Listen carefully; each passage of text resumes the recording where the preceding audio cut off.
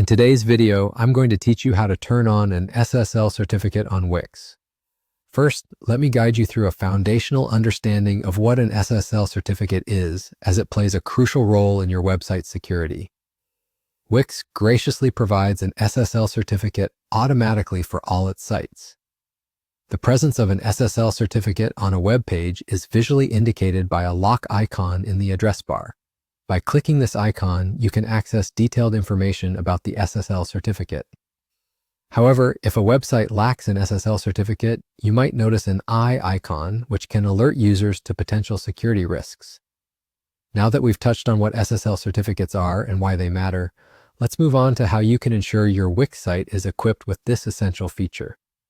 To begin, start by navigating to the main page or dashboard of your Wix site.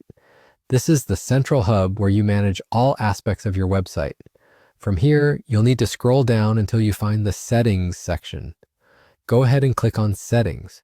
Once inside the Settings dashboard, you're going to want to look for the option labeled Domains. This is where your domain settings and related features, such as SSL, are organized. If you already have a domain connected to your Wix website, you should see an option to turn on the SSL certificate right near the top of this section.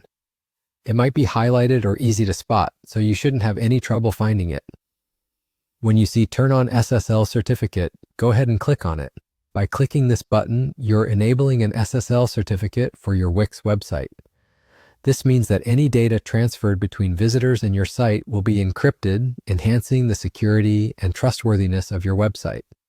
Plus, it helps reassure your visitors that their interactions with your site are protected. And that's it.